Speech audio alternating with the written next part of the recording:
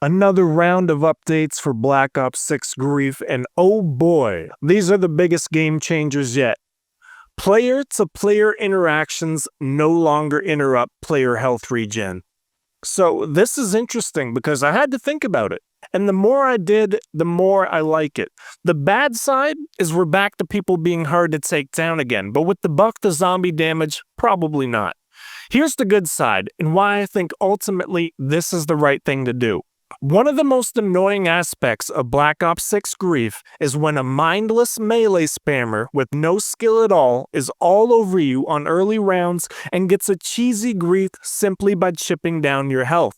They just never release, and whether there is or isn't zombies, it doesn't matter. Because eventually, if enough zombies pass near you, you just run out of health. They did nothing skillful, it just rewarded mindless knifers and got them wins on early rounds that they never would have got in the original.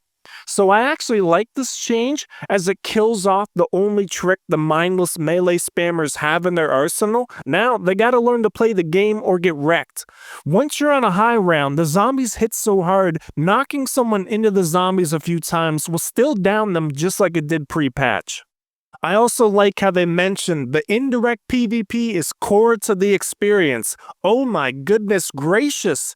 Treyarch is learning about grief. Imagine what we would have had if they knew it was core to the experience when they were making it.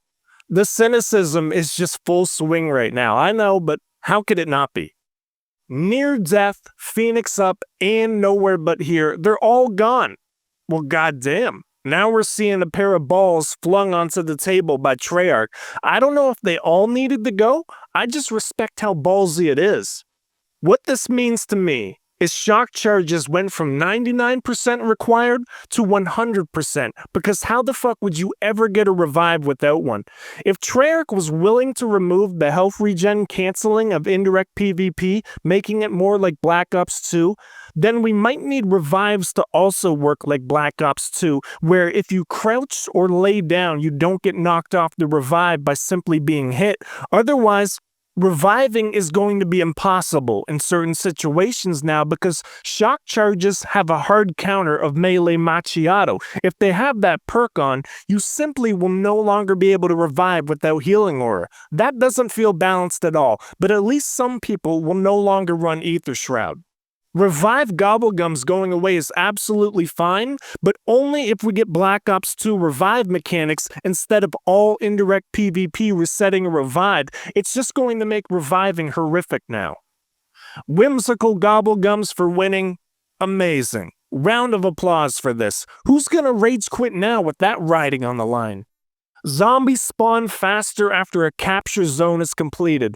I like this change because Treyarch is only adding this to benefit the capture zone winner, but we are going to flip that as a means to make space against the person who won it. Get yourself lost in the horde so the other team can't get on you during the debuff. Now onto the capture zone buffs. You know what I would have liked to see? If they had just buffed them right out of the game, like how you would buff out a scratch. Because that's what capture zones are, a dent in an otherwise pristine classic. Everything has been up to 60 seconds, and we start with ammo drain. It now drains the player's field upgrade. Pretty juicy, and on the same wavelength of when I said ammo drains to drain people's tacticals, Treyarch made the better call because with no revive Gobblegums, losing your tactical would be borderline game-breaking, so this is much better. Hell, I might even try hard those ammo drain capture zones now just to drain those goddamn Aether Shroud spammers. Treyarch may still get their wish of forcing capture zone acceptance on me. They're definitely wearing me down. Frozen will now completely freeze you initially. Speechless. Is the intent to get people to rage quit the second they lose a capture zone? I just can't even imagine the guy in the office throwing this idea around and not getting laughed out of the building. Hopefully it's like 2 seconds of no movement, because what in the fuck? So here's what I'm thinking. If you know the capture zone is frozen and have an idea you will lose it, you pre-position yourself near a ledge so zombies only come from one side and you can climb up and down as needed. Also pop that Aether Shroud with extended duration.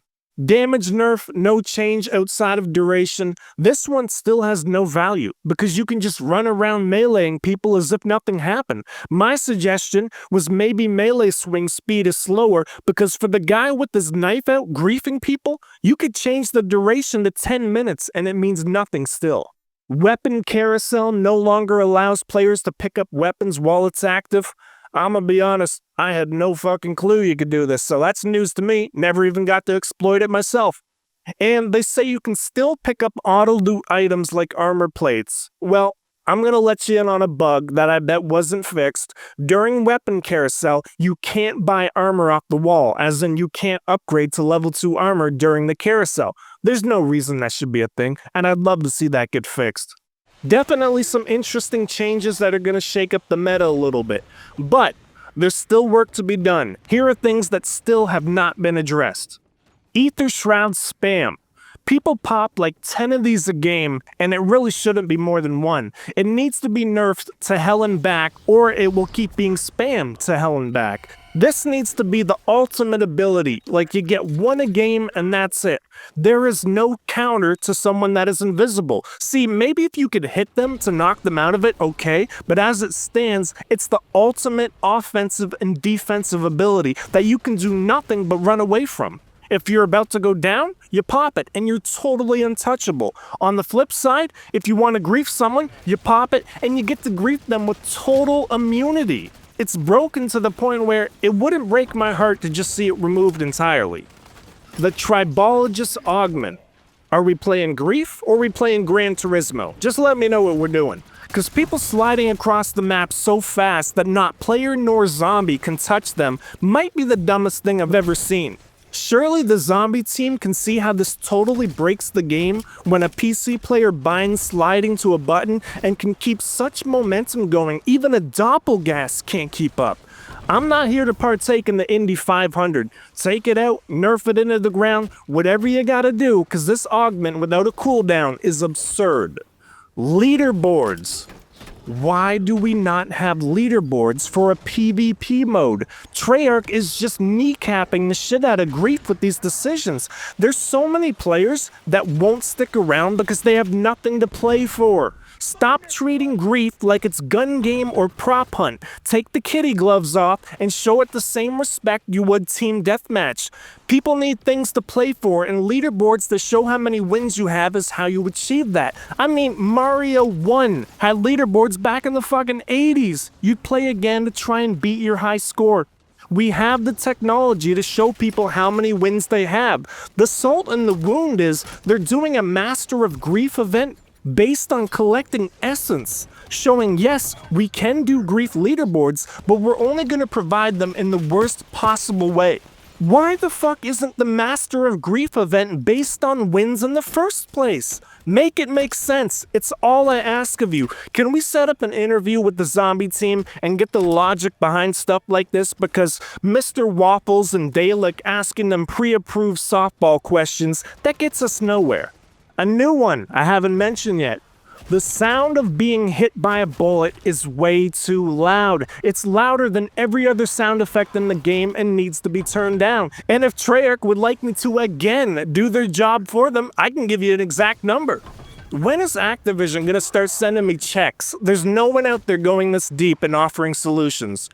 The sound effect as it stands is 7 dB too loud. Turn it down by 7 and it seems to sit nicely in the mix. But it's likely more involved than that because if you turn the master volume down, the sound of being hit is still too loud. Funny enough, World at War, another Treyarch game, had the same issue, where turning the master volume down didn't lower the sound of guns. And that's likely because they have a limiter constantly pushing them up, so they probably need to do more than just lower the volume of it, because 7 dB less means nothing and depends on how loud you set the master in the first place. But it isn't exactly difficult to adjust the limiter or compressor they have on the sound effect of someone hitting you with a bullet.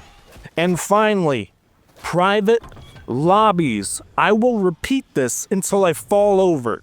Put a 30-minute timer on it. Make it peer-to-peer. You guys do what you need to do to sell Activision on this idea, because grief without this feature is asinine. It's insanity. How do we run tournaments? How do we set up 1v1s and 2v2s?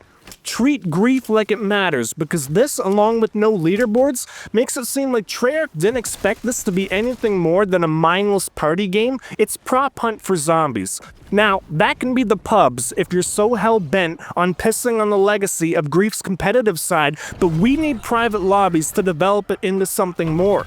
Too much potential is being squandered because it isn't being given the attention and respect it deserves. Private lobbies and leaderboards are what you launch with, not something you patch in later.